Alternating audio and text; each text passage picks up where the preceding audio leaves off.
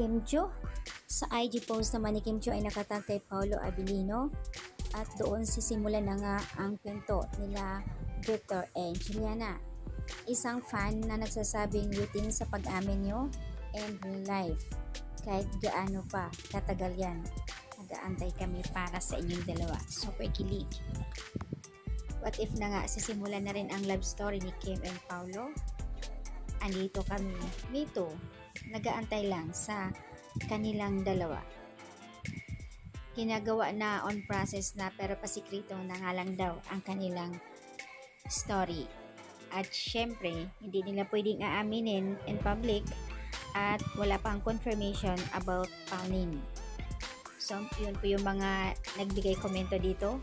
Sa post naman ni Kim ay 5 hours samot-saring reaction ang mga netizens sa mga Kim Pao fan at hindi naman maiwasan na magbigay komento rin ang Pauline na talagang humahadlang dahil nga kilig move or kilig moments yung mga pang-aasar ng iba dito sa Kim Pao.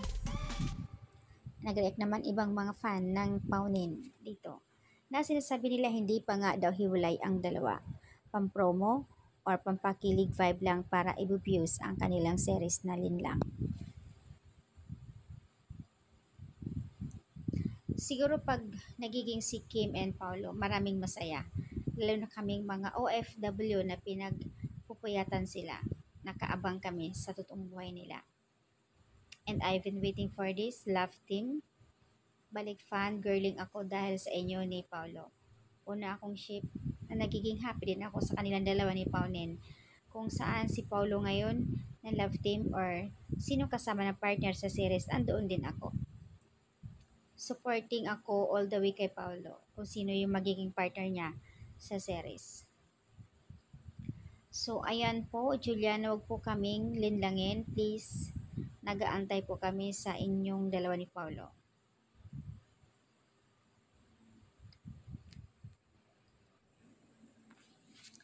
Kapansin-pansin din ang bawat post ni Kim or si Paolo about sa Linlang sa kanilang series na hindi nagbigay komento, pareho silang dalawa at hindi rin sila nagla-like sa bawat isa. Pero kapag si GMD Guzman or ibang mga kasama at syempre nandoon lang yung pagla-like nila at may pagko-comment pa. So obvious nga raw na may something ang dalawa.